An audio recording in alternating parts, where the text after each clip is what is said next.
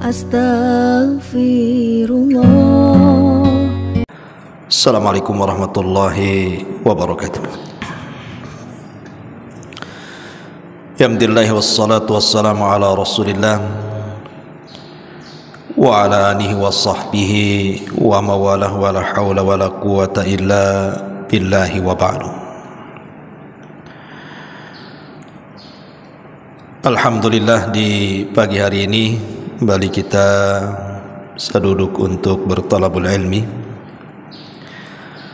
dan kita meneruskan kajian surah-surah pendek dalam juz Amma, dan pagi ini masuk pada surah Al-Qari'ah. Surah Al-Qari'ah di dalam tartib Al-Quran masuk pada surat ke-101 dengan jumlah ayat 11, jumlah kalimat 36, dan jumlah huruf 158, dan tidak ada ayat sajdah.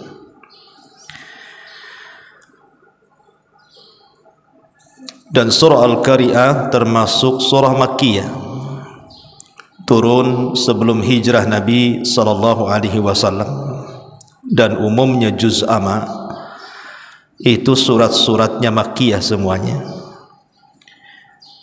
karena dalam juz Amma ini lebih menitik beratkan kepada urusan akidah, terutama keimanan kita tentang hari akhir.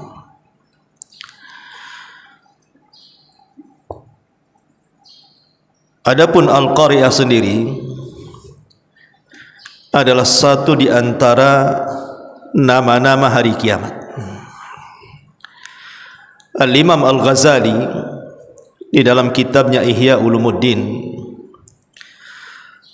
beliau sampai menghitung nama-nama kiamat dalam Al-Quran sendiri, itu jumlahnya sampai 82 nama. Itu yang tercantum dalam Quran selain daripada hadis-hadis Nabi SAW. Artinya dengan banyaknya nama untuk sebuah kejadian besar yang disebut dengan kiamat, menunjukkan tentang dahsyatnya perkara kiamat ini. Sampai Al-Quran sendiri memberi nama kiamat itu menurut Imam Ghazali tadi 82 nama di luar daripada hadis, seperti as-sa'atu, yaumal ba'thi, yaumuddin, yaumul hasrah, yaumul fasli, yaumul jam'i, dan begitu seterusnya. Lah, salah satunya adalah Al-Qari'ah, satu di antara nama-nama kiamat. Lalu apa makna Al-Qari'ah itu sendiri? Al-Qari'ah itu diambil dari kalimat Al-Qara'u. Al-Qara' itu artinya sebuah ketukan, sebuah suara yang bisa memecahkan gendang telinga. Karena yang dimaksud Al-Qari'ah adalah suara yang keluar dari terompet sangkakala Israfil. Ketika Israfil meniup sangkakala, itu keluar suara. Lah, suara itu disebut Al-Qari'ah namanya.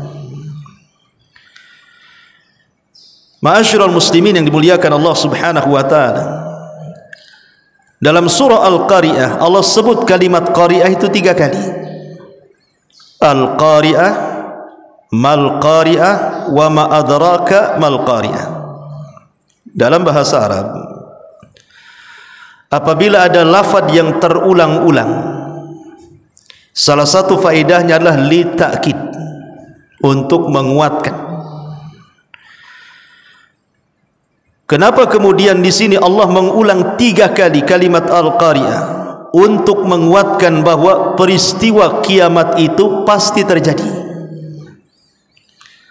Tentang kapan kiamatnya, wallahu a'lam. Makanya Allah membahasakan wa ma adrak. Kalimat adrak beda dengan yudrik. Kalau adraka itu fi'lul madhi, Kalau yudrik fi'lul mudhari. Kalimat adrak itu biasanya habarnya sudah ada. Nabi SAW diberitahu tentang habar-habarnya, itu disebut adrak.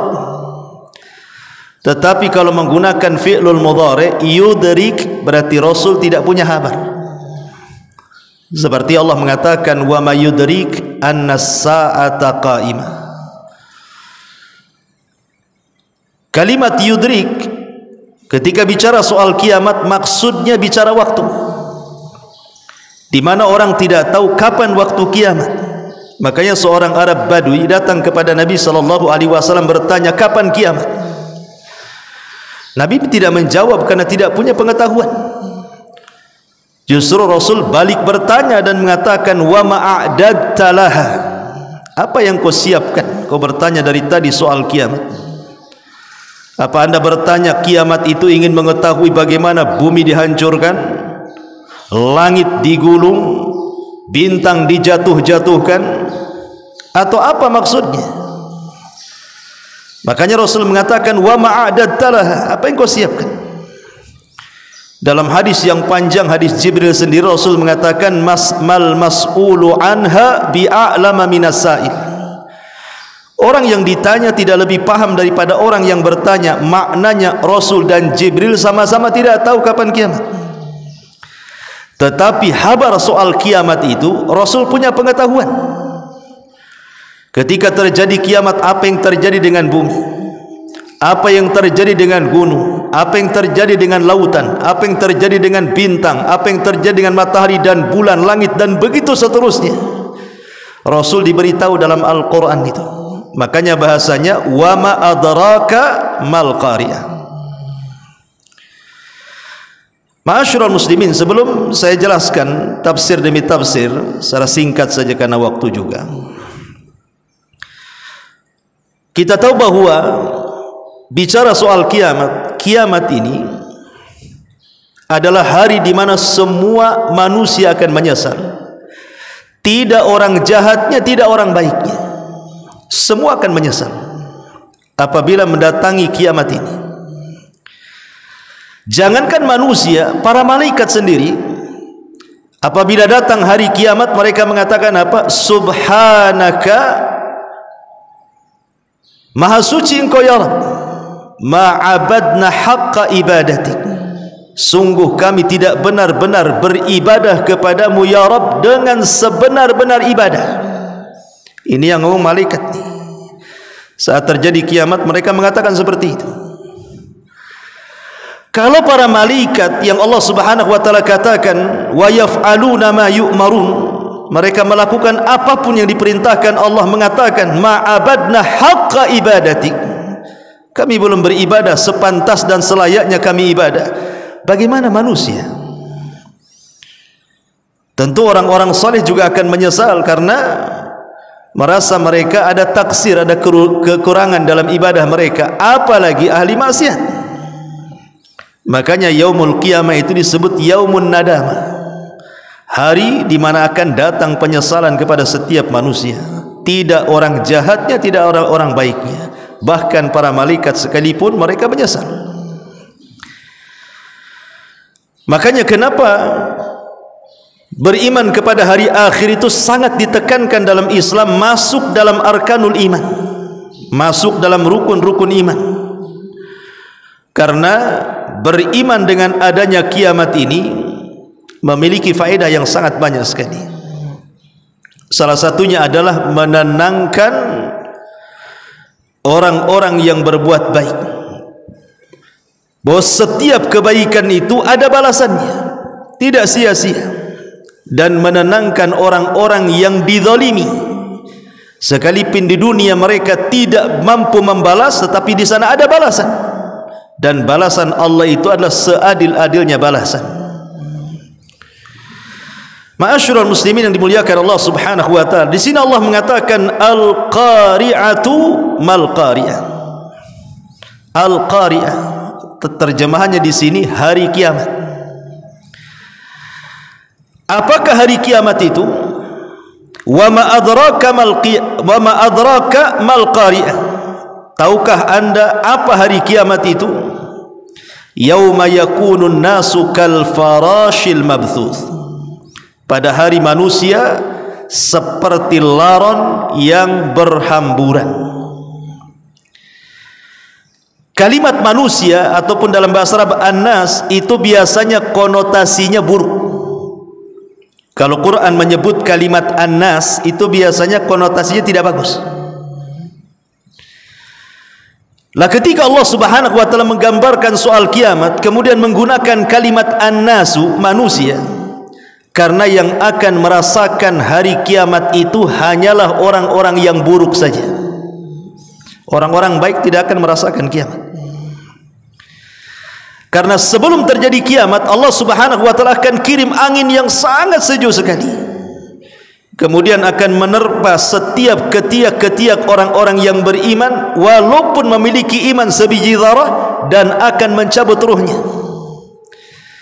Ketika tidak ada satupun orang yang beriman hidup, maka Nabi SAW mengatakan la taqumus sa'ah illa ala syiraril khalqi. Tidak mungkin tegak hari kiamat kecuali ditimpakan kepada manusia yang paling buruk yang ada di permukaan bumi. Dari sini kita tahu bahwa orang-orang yang beriman tidak akan merasakan kiamat. Yang merasakan kiamat itu orang-orang kafir, orang yang paling buruk yang hidup di permukaan bumi.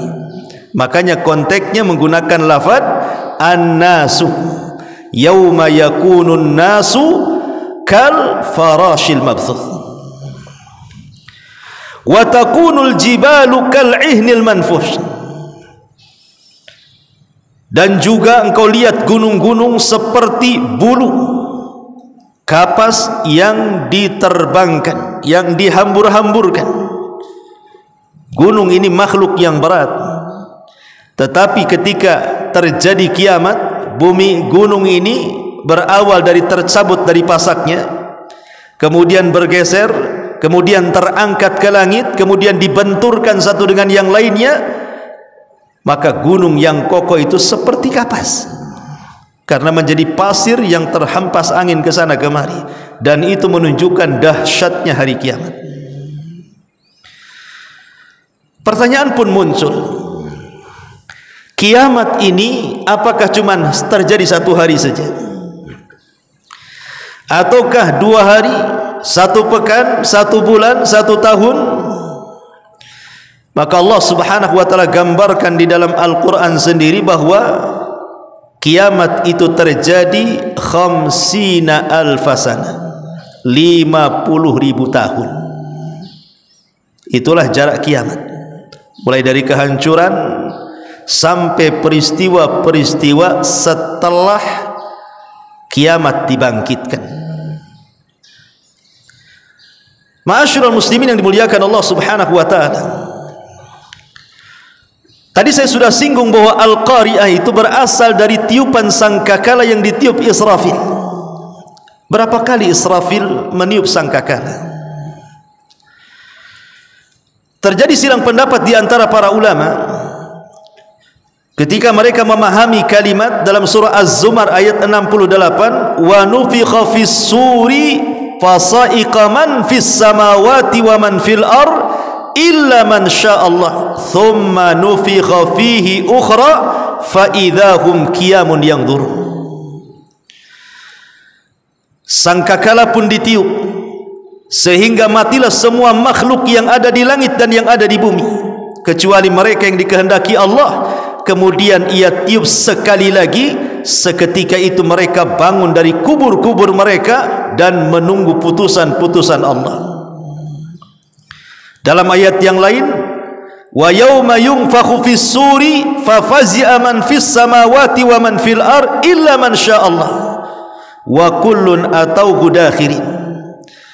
Dan ingatlah hari ketika ditiupkan sangkakala, maka terkejutlah segala yang ada di langit dan yang ada di bumi kecuali siapa yang dikehendaki Allah, dan mereka semua datang menghadapnya dengan merendahkan diri.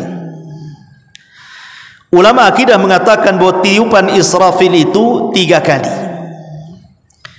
Yang pertama disebut tiupan kejutan.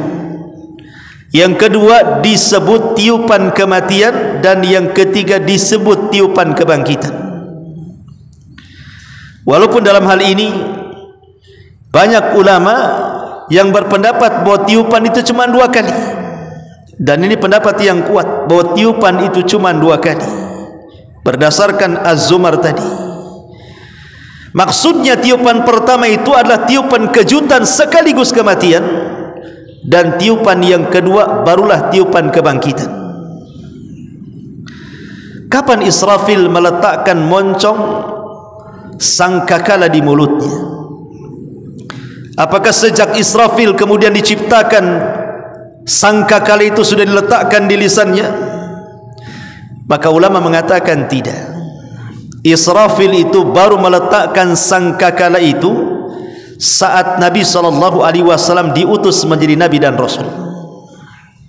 Kenapa?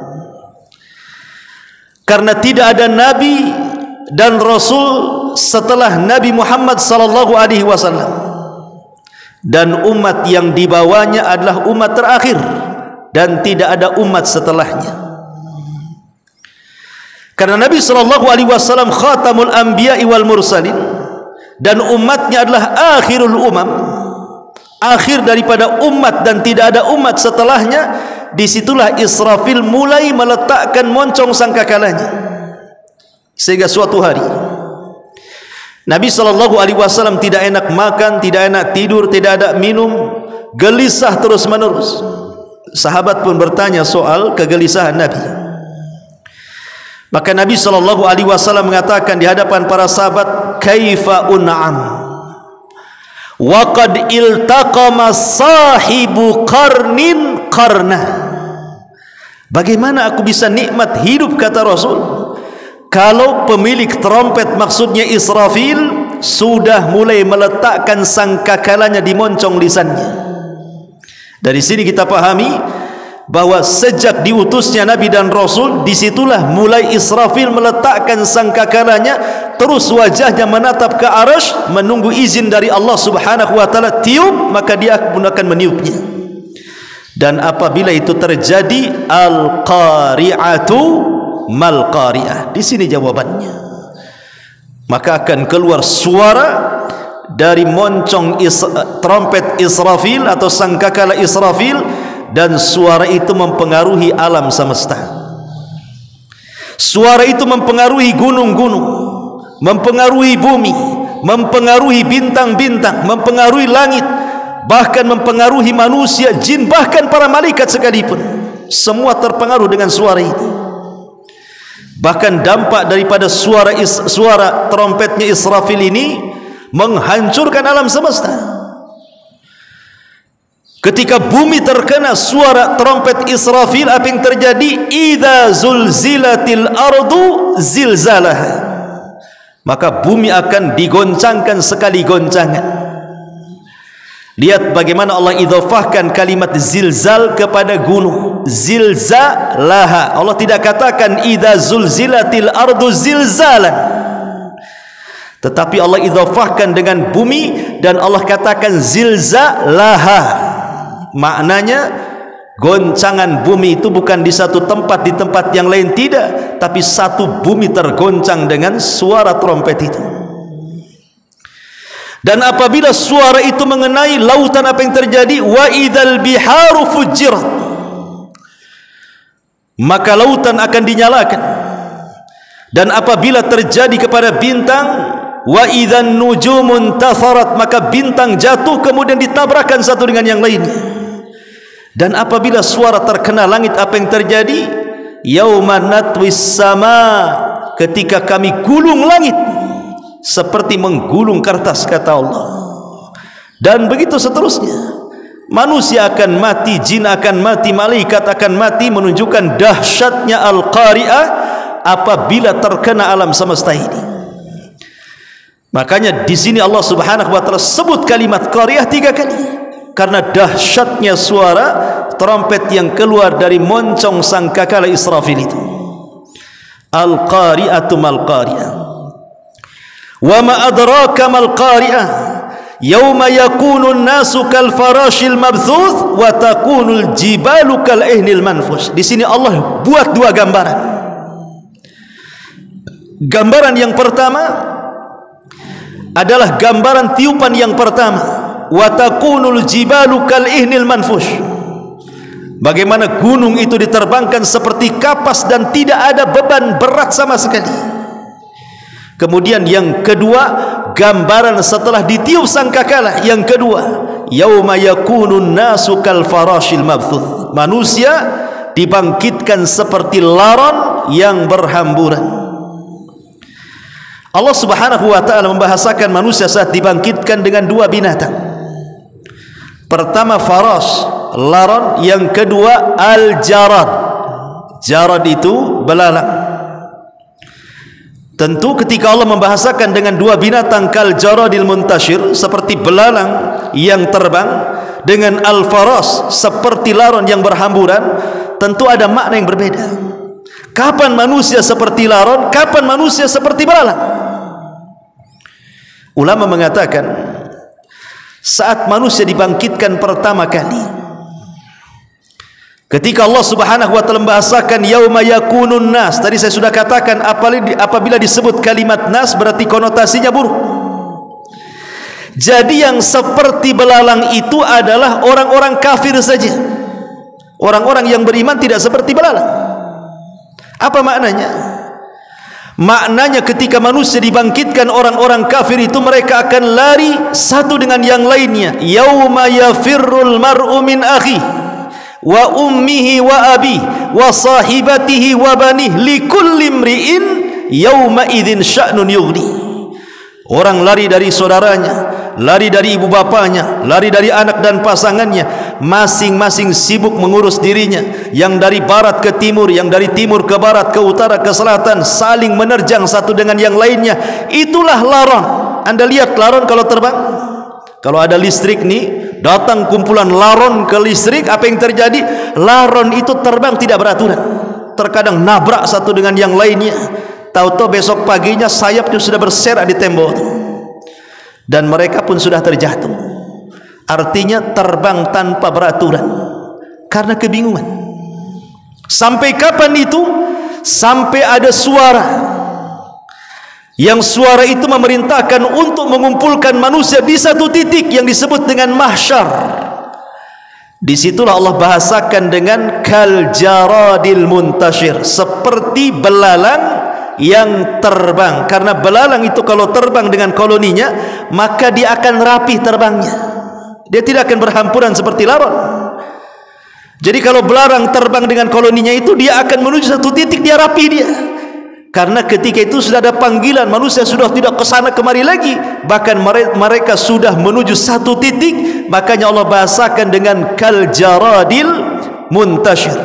Tapi dalam surah Al-Qari'ah ini Allah Subhanahu wa taala membahasakan dengan farash karena ini di awal kebangkitan dan hanya berlaku kepada orang-orang kafir, tidak kepada orang-orang yang beriman. Karena orang-orang yang beriman Allah katakan walladzina amanu wattaba'athum dzurriyyatuhum biimanin alhaqna bihim dzurriyyatahum. Orang-orang yang beriman kemudian keimanan ditularkan kepada keluarganya, maka mereka akan dikumpulkan dengan keluarga besar orang yang beriman, sehingga mereka tidak lari ke sana kemari. Jadi ketika orang-orang kafir dibangkitkan, mereka pun mencela diri mereka dan mengatakan ya wailana man ba'athana mim marqadina, duhai celaka siapa yang membangunkan tidur-tidur kami ini, sehingga mereka lari ke sana kemari. Tapi orang-orang yang beriman mereka tidak ke sana kemari, mereka terdiam dari tempat kebangkitannya dan mengatakan hadza ma wa'adana ar-rahman wa sadaqal mursalun. Inilah janji Ar-Rahman dan benarlah ucapan para rasul. Ma'asyiral muslimin yang dimuliakan Allah Subhanahu wa taala, kondisi manusia saat dibangkitkan itu berbagai macam kondisi, ikhwan. Ada manusia yang saat dibangkitkan dia sedang membaca Al-Quran. Ada orang yang saat dibangkitkan dia sedang sholat. Ada orang yang saat dibangkitkan dia sedang berzikir dan bertasbih. Ada orang yang saat dibangkitkan dia sedang beribadah kepada Allah Azza wa Jalla. tapi di lain sisi ada yang dibangkitkan dia sedang menyanyi, ada yang dibangkitkan dia sedang menyakiti dirinya seperti orang-orang yang membunuh dirinya. Kata Nabi SAW, siapa yang membunuh dirinya dengan racun, maka pada hari kiamat dia dibangkitkan sedang minum racun. Siapa yang bunuh diri dengan ditusukkan pisau di perutnya, pada hari kiamat dibangkitkan dengan cara yang sama seperti itu. Bahkan ada dibangkitkan tidak berbentuk manusia normal, dia menjadi kecil. Sebagaimana Nabi SAW ketika menggambarkan orang-orang yang sombong, Rasul mengatakan, yuhsyarunal mutakabbiruna yaumal qiyamah ka'amthali dzar. Orang-orang yang sombong di dunia saat dibangkitkan badannya kecil seperti semut, yang lain besar, dia kecil sendiri. Al jaza min jinsil amal. Dia merasa besar di dunia, Allah kecilkan di akhirat saat dibangkitkan. Ada juga yang saat dibangkitkan di wajahnya tidak ada daging sama sekali. Mereka lah para peminta-minta. Sebagaimana Rasul mengatakan, ma yazalur rajulu yas'alun nas hatta ya'ti yaumal qiyamah laisa fi wajhihi muz'atu lahmin. Seseorang yang selalu meminta-minta di dunia, maka pada hari kiamat akan dibangkitkan tidak ada sekerat daging di wajahnya. Bahkan ada orang yang dibangkitkan jalannya miring jalannya. Antum kalau jalan miring gimana rasanya? Itu orang poligami yang enggak adil. Miring jalannya. Bayangkan coba, dibangkitkan seperti itu. Bahkan ada yang dibangkitkan di lehernya itu ada 7 lapis bumi. Di lehernya itu dikalungkan 7 lapis bumi. Siapa mereka? Mereka adalah orang yang man akhadha shibran minal ardi, orang yang mengambil sejengkal tanah orang, tuwiqa lahu yaumal qiyamah 70 aradin, dikalungkan padanya 7 lapis bumi. Bayangkan, di lehernya membawa 7 lapis bumi yang diambilnya di dunia. Itu 1 jengkal, gimana 1 kapling, gimana pula 1 hektar. Dia ngambil tanah orang 1 hektar kali 7 lapis bumi ke bawah. Gimana dia bawa tuh? Sementara mereka harus berjalan ke tempat pemanggilan loh. Coba bayangkan, ada yang dibangkitkan saat berjalan ke tempat panggilan itu justru berjalan dengan wajahnya, kakinya di atas. Sehingga orang-orang kafir jahiliyah mengatakan, mana ada orang berjalan dengan wajahnya, berjalan itu dengan kakinya. Kata Rasulullah, Allah yang mampu memperjalankan kalian dengan kaki, Allah juga mampu memperjalankan kalian dengan wajah kalian. Macam-macam orang yang dibangkitkan pada hari kiamat itu. Bahkan ada orang-orang yang sama sekali tidak diajak bicara Allah, sama sekali tidak diajak bicara oleh Allah, sama sekali tidak dipandang oleh Allah, disiapkan azab yang pedih bagi mereka. Dan mereka la syaikhun zanin, orang tua yang berzina. Kemudian orang miskin yang sombong dan pemimpin yang dusta. Jadi ada orang-orang itu dibangkitkan dengan berbagai macam cara gitu. Naudzubillah. Ma'asyiral muslimin yang dimuliakan Allah Subhanahu wa taala. Dan ingat kehususan manusia saat dibangkitkan itu. Pertama, mereka dibangkitkan tidak berpakaian. Tidak pakai sandal, tidak berpakaian, tidak membawa harta di badan, dan tidak kembali di khitan. Yuhsyaruna yaumal qiyamah khufatan uratan ghurlan buhman, kata Rasul. Dibangkitkan tidak di khitan, tidak pakai sandal, kemudian tidak membawa harta di badan, dan tidak sama sekali ada alas kaki yang menjadi tempat dia berpijak di bumi mahsyar itu. Yang kedua, mereka dibangkitkan dengan tertunduk. Sebagaimana Allah mengatakan, wa'anatil wujuh lil hayyil qayyum wa qad khaba man hamala zulma. Semua wajah-wajah tertunduk di hadapan Allah yang maha hidup lagi maha mengurus. Sungguh rugi orang-orang yang zalim. Bahkan mereka tidak ada yang bicara. Hadza yaumul la yantiqun, ini hari kalian tidak bisa bicara, karena yang bicara nanti adalah saksi-saksi. Kemudian dilupakan keluarganya. Sampai Allah mengatakan, ya ayuhan nasu taqu rabbakum wahsyaw yawma la yazzi walidun an waladihi wala mauludun huwa jazin an walidihi syai'ah. Wahai manusia, bertakwalah kepada Tuhan, dan takutlah akan hari ketika seorang bapa tidak membela anaknya, seorang anak tidak pula membela bapaknya sedikit pun. Mereka berjalan masing-masing. Lalu apa gunanya nasab? Fala ansaba yauma idzin. Tidak ada nasab pada hari itu. Bahkan mereka harus berlutut. Wa tara kullu ummatin jathiyah. Pada hari itu engkau melihat setiap umat berlutut. Ma'asyiral muslimin yang dimuliakan Allah Subhanahu wa taala. Allah katakan di sini, wa takunul jibalu kal'ihnil manfush. Dan kau lihat gunung-gunung seperti kapas yang berhamburan di bawah angin. Kemudian Allah mengatakan, fa amma man thaqulat mawazinu fa huwa fi 'ishatir radiyah wa amma man khaffat mawazinu fa ummuhu hawiyah wa ma adraka ma hiya narun hamiyah. Adapun orang-orang yang berat timbangannya, maka mereka berada dalam kehidupan yang memuaskan dalam kesenangan. Adapun orang-orang yang ringan timbangannya, maka tempat kembalinya mereka neraka hawiyah. Dan tahukah kamu apa neraka hawiyah itu? Narun hamiyah, api yang sengaja dipanaskan. Di sini kita tahu bahwa peristiwa-peristiwa setelah kematian atau setelah kiamat itu banyak. Salah satunya adalah mawazin, adanya timbangan. Tetapi sebelum ada timbangan itu kan ada yang disebut dengan hisab. Manusia akan dihisab. Kata para ulama, ada 5 orang saat dihisab. Ada 5 orang saat dihisab. Yang pertama orang-orang musyrik. Jadi orang-orang musyrik Allah Subhanahu wa taala katakan di dalam Al-Qur'anul Karim, wa yauma nahsyuruhum jami'an thumma naqulu lil ladzina asyraku makanakum antum wa syurakaukum. Dan pada hari ketika kami mengumpulkan mereka semuanya, kemudian kami berkata kepada orang-orang yang mempersekutukan Allah itu, tetaplah kamu dan sekutu-sekutumu di tempatmu. Jadi kelompok yang pertama orang-orang musyrik. Mereka akan digolongkan dengan sesembahannya. Yang menyembah sapi, ambil dengan sapinya. Yang menyembah ular sendok sana, kumpul dengan ular sendoknya.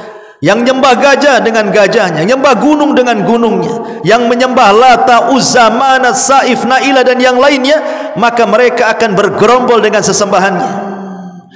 Dan Allah mengatakan, wasiqal ladzina kafaru ila jahannam zumara. Langsung dimasukkan ke dalam jahannam bergerombol-gerombol. Kemudian yang kedua, orang-orang kafir. Orang-orang kafir dari kalangan ahlul kitab. Maka mereka akan dipanggil oleh Allah Subhanahu wa taala. Kemudian diingatkan nikmat-nikmatnya sebagaimana hadis yang dikeluarkan oleh Imam Ibn Hibban dari hadis Abi Hurairah radhiyallahu anhu. Allah Subhanahu wa taala akan memanggil mereka dan mengatakan,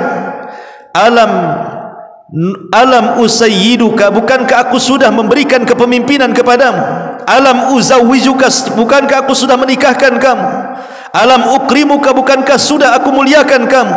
Alam usakhiru lakal khayla wal ibil, bukankah sudah kutundukkan binatang ternak kepadamu? Alam akhluquka, bukankah aku sudah menciptakan dirimu? Alam aj'aluka sami'an basira, bukankah aku jadikan kau bisa mendengar dan melihat? Dan ditanya soal kenikmatan-kenikmatan itu, maka orang-orang kafir mengatakan, bala ya Rabb, tentu wahai Rabb. Tapi Allah Subhanahu wa taala mengatakan, engkau dulu melupakan aku. Al-yauma, pada hari ini, nansa, kami akan melupakan kamu, kama nasaitani, sebagaimana engkau dulu melupakan aku. Maka orang-orang kafir yang diberikan bergelimang nikmat di dunia, Allah akan lupakan pada hari kiamat. Kemudian yang ketiga, orang-orang munafik. Pertanyaannya sama dengan kenikmatan-kenikmatan yang banyak yang Allah berikan kepada mereka. Kemudian mereka mengatakan, aku solat untukmu, aku zakat untukmu, aku ibadah untukmu, dan bla bla bla macam-macam. Tapi Allah mengatakan, kadzabtum, dusta kalian. Orang-orang munafik hanya menampakkan keislaman tetapi menyembunyikan kekafiran. Kemudian orang yang keempat, orang-orang yang mereka beriman tapi mereka selalu berbuat zalim di dunia. Mereka mengambil harta orang, mereka mencaci maki orang, mereka membunuh orang, mereka zalim pokoknya. Mereka lah orang-orang yang bangkrut pada hari kiamat yang disebut dengan muflis. Orang-orang yang muflis, orang-orang yang membawa pahala di satu sisi, dosa di sisi yang lain. Mereka orang-orang bangkrut. Dan yang terakhir orang-orang yang beriman. Orang-orang yang beriman juga akan ditanya oleh Allah Subhanahu wa taala soal kenikmatan-kenikmatan. Tetapi dosa-dosa mereka Allah katakan qad satartuha 'alaika fid dunya wa ana aghfiruha laka fil akhirah. Sudah kututupi aibmu di dunia wahai orang-orang yang beriman, sekarang kuampuni dosamu. Makanya dari sini pembagian hisab itu ada orang yang masuk surga tanpa hisab dan azab, seperti 70.000 orang yang masuk surga tanpa hisab dan azab. Mereka orang yang tidak minta diruqyah, tidak minta dikai, mereka orang yang tidak tatayud dan orang yang bertawakal kepada Allah Azza wa Jalla. Kemudian di antara mereka ada yang dilalap langsung oleh api neraka, dan mereka orang-orang kafir. Bahkan neraka sendiri akan mengeluarkan lehernya. Sebagaimana Rasul mengatakan takhruju unukum minan nar yaumal qiyamah laha ainan tubsiran wa udhunan tasma'an wa lisan yantiq yaqulu inni wukiltu bi thalathin bi kulli jabbarin anid wa bi kulli man da'a ma Allah ilahan akhar wal bil musawwirin. Pada hari kiamat punuk neraka akan keluar. Ia bermata dua, bertelinga dua, bermulut satu, seraya berkata, aku diserahi 3 macam orang yang aku akan lahap mereka. Pertama, orang-orang yang sombong dan congkak, lagi membangkang. Yang kedua, orang-orang yang menyeru Tuhan selain daripada Allah. Dan yang ketiga, para penggambar yang suka menggambar makhluk-makhluk yang bernyawa. Dan di antara mereka ada yang dimudahkan hisabnya, tapi ada juga yang dipersulit hisabnya. Sehingga menjadi khilaf ulama, apakah setiap manusia di padang mahsyar itu berlaku sama? Khamsina alfasana 50.000 tahun? Tidak. 50.000 tahun berdiri di padang mahsyar dengan matahari 1 mil di atas kepala, bahkan keringat bercucuran. Dalam Musnad Imam Ahmad, keringatnya ini sampai berapa? 30 hasta. Satu hasta itu segini ya, 30 hasta berarti 15 meter. Bercucuran keringatnya itu sampai 15 meter itu. Sehingga kalau seandainya ada perahu dijalankan, bisa jalan di situ. Makanya ada yang tenggelam dengan keringatnya selutut, ada yang tenggelam dengan sepusar, ada yang sedada, ada yang tenggelam sesuai dengan amalan mereka. Ya, naudzubillah. Tetapi orang-orang kafir sudah jelas tuh 50.000 tahun. Adapun orang-orang yang beriman termasuk tergantung hisabnya. Kalau hisabnya mudah, mereka tidak akan lama. Bahkan ada yang direct masuk surga, seperti orang-orang yang tanpa hisab dan azab. Tapi orang-orang yang hisabnya sulit, apa sih bedanya hisab sulit dengan hisab mudah itu? Kalau hisab sulit itu ada bantah-bantahan antara Allah dengan hambanya. Makanya Rasul mengatakan manukisha halak. Siapa yang terjadi perdebatan saat hisab, celaka dia. Maksudnya ketika Allah Subhanahu wa taala bertanya soal dosa kepada kita, kemudian kita mengelak, oh tidak ya Rabb, aku tidak berzina, aku tidak membunuh, aku tidak ini, aku tidak itu. Ini sudah terjadi perdebatan namanya. Tidak mengakui dosa-dosanya. Ketika mereka tidak mengakui dosa-dosanya, didatangkan saksi-saksi akhirnya. Bumi jadi saksi, langit jadi saksi, anggota badan jadi saksi. Mereka tidak bisa mengelak. Itu namanya hisab yang sulit tuh. Tapi kalau hisab yang mudah, semua diakuinya. Kau berzina, iya. Kau membunuh, iya. Kau bergibah, iya. Kau mencaci, iya. Enggak ada yang diingkari dia. Maka Allah Subhanahu wa taala mengatakan satartuka fid dunya wa aghfir laka fil akhirah. Kututupi aibmu di dunia, sekarang ku ampuni kamu di akhirat. Itu hisab mudah namanya. Ya. Ma'asyiral muslimin yang dimuliakan, lah baru setelah proses-proses itu masuklah pada ayat soal timbangan. Jadi ada orang yang berat timbangannya, dan ingat, timbangan di akhirat dengan di dunia berbeda. Kalau timbangan di dunia ini ada 2 neraca, diletakkan satu barang, pasti yang berat itu ke bawah, yang ringan ke atas. Tapi di akhirat terbalik. Justru yang berat ke atas, yang ringan itu ke bawah. Kenapa? Karena surga itu darajat dan neraka itu darakat. Surga itu semakin tinggi makin indah dia. Neraka itu makin dalam makin memburuk kondisinya kan itu. Makanya bahasa hadis ketika Nabi SAW bicara soal hadis bitaqah, kalimat la ilaha illallah, apa bahasa Rasul? Tasat bihinna la ilaha illallah, melesatlah kalimat la ilaha illallah ke atas, menunjukkan berat timbangan di akhirat itu ke atas, dan di situ menentukan tinggi dan tingkatan sorga kita pada hari kiamat. Tapi kalau di dunia makin berat makin ke bawah kan itu. Ma'asyiral muslimin yang dimuliakan Allah Azza wa Jalla. Kemudian Allah Subhanahu wa taala mengatakan, barang siapa yang berat timbangannya maka dia diberikan kehidupan yang senang, tapi siapa yang ringan timbangannya, ancaman neraka hawiyah. Ancaman neraka hawiyah kepada mereka. Aisyah radhiyallahu anha suatu ketika pernah duduk dan kepala Rasul berada di pahanya. Dan kebiasaan Aisyah radhiyallahu anha itu, dia tidak tidur sampai Rasul tidur. Sampaikan kepada istri antum, Aisyah itu tidak akan pernah tidur sampai Rasul tidur. Kalau istri antum terbalik, ambil bantal, tidur bang, katanya. Aku tidur. Jadi Aisyah radhiyallahu anha itu kebiasaannya meletakkan kepala Rasul di pahanya. Kalau sudah tidur baru dipindah. Jadi suatu malam giliran beliau. Jadi Nabi SAW sudah pulas tidur di paha Aisyah radhiyallahu anha. Dipandangnya lah wajah Nabi oleh Aisyah radhiyallahu anha. Entah kepikiran soal apa, tiba-tiba Aisyah menangis. Tetesan air mata Aisyah ini jatuh tepat di pipi Nabi. Sontak Rasul terbangun. Kemudian Rasul duduk memandang wajah istri tercintanya dan mengatakan, lima tabki wa lima dum, kenapa kau menangis dan kenapa air matamu? Kira-kira apa yang dipikirkan Aisyah? Apa dia menangis karena rumahnya kecil 2 meter kayak 2 meter gitu? Menangis karena enggak ada gelang emas di kaki dan tangannya, atau menangis gara-gara tambahan belanjanya kurang atau apa? Tidak. Aisyah radhiyallahu anha menangis ketika ditanya Rasul, walima tabkin walima dumu. Apa kata Aisyah radhiyallahu anha? Tadzakartu yaumal qiyamah. Aku mengingat hari kiamat wahai Rasul. Kemudian Aisyah radhiyallahu mengatakan, hal tadhkuru bi ahlika yaumal qiyamah? Rasul, apakah kau akan ingat diriku pada hari kiamat? Atau justru kau sama sekali tidak ingat diriku pada hari kiamat? Maka Nabi SAW mengatakan, ya Aish, amma fi thalathati mawatin fala yadhkuru ahadun ahada.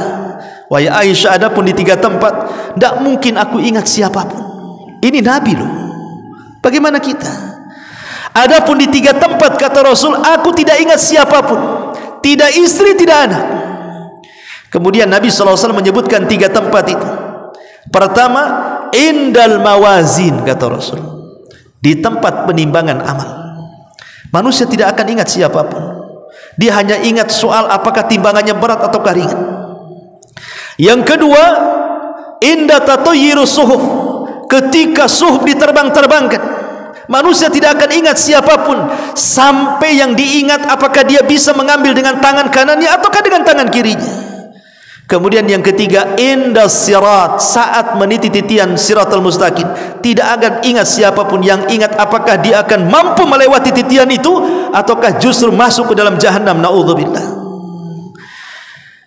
Salah satunya Aisyah radhiyallahu anha dihabarkan oleh Nabi SAW, indal mawazin, di tempat penimbangan amal, sampai orang itu memastikan bahwa timbangannya berat dan tidak ringan. Sebab kalau ringan Allah katakan, wama fa ummuhu hawiyah, dia terancam dengan neraka hawiyah. Wama adraka ma hiya narun hamiyah, dan tahukah kamu apakah neraka hawiyah itu? Itulah neraka yang sengaja dipanaskan, dan panasnya api neraka itu dibandingkan dengan panas api dunia itu hanya 1 bagian dari 70 bagian panasnya api neraka. Jadi dunia ini kalau ada api yang bisa membakar, padahal seandainya api dunia ini untuk membakar 1 dunia sudah cukup tuh, tapi itu hanya 1 bagian dari 70 bagian panasnya neraka jahanam. Makanya para ulama salaf, ikhwan, apabila memikirkan tentang kiamat itu, Segala sesuatu yang di alam semesta ini sebenarnya mengingatkan kita tentang kiamat yang ada di alam semesta ini. Kalau kita perhatikan dengan cermat, sebenarnya mengingatkan semua akan terjadi kehancuran alam semesta. Apabila kita melihat ke atas, melihat bulan ataupun matahari, kita diingatkan dengan kiamat sebenarnya. Lihat apabila Nabi SAW melarang kita tidak boleh solat duhur ketika matahari di atas kepala. Apa kata Rasul? Abridu, dinginkan, biarkan dia tergelincir ke arah barat dulu. Kenapa? Karena panasnya matahari di tengah kepala termasuk faihi jahannam. Itu hembusan panasnya jahannam yang sampai di bumi.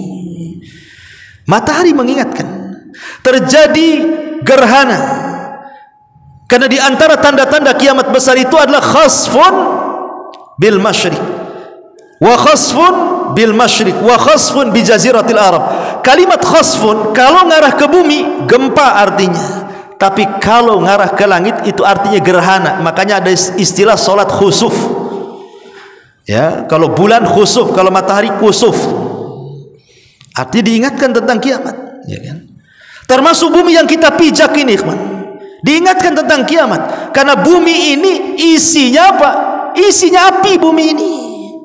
Ketika batu membentur batu yang lain, keluar percikan api. Lihat gunung meletus, keluar lahar api. Gas-gas yang ada di lautan itu dari dasar bumi semua api. Jadi sebenarnya kita dikelilingi api nih. Kalau kita memperhatikan kondisi bumi saja, artinya kita diingatkan dengan terjadinya kiamat, termasuk kegelapan di tengah malam. Makanya para ulama salaf, mereka paling takut kalau datang kegelapan, karena mereka diingatkan kelak pada hari kiamat akan terjadi kegelapan yang luar biasa. Makanya mereka senantiasa tatajafa junubuhum anil madaji yad'una rabbahum khaufan. Takut mereka sehingga lambung-lambung mereka jauh dari ranjang mereka karena mereka tahajud. Termasuk binatang-binatang apabila datang di hari Jumat, kata para ulama, mereka akan secara insting mereka ketika mendekati waktu subuh, binatang-binatang itu yatarakab, memperhatikan apakah ada subuh atau tidak. Kalau tidak ada subuh, kiamat. Kalau masih ada subuh, berarti tidak kiamat. Maka binatang akan senang setiap hari Jumat, karena Rasul hanya menjelaskan tentang harinya, tapi tidak menjelaskan tanggal, bulan dan tahunnya, bahwa kiamat itu terjadi di hari Jumat. Sebagaimana penciptaan langit dan bumi dimulai dari hari Ahad, Senin, Selasa, Rabu, Kamis, Jumat 6 hari.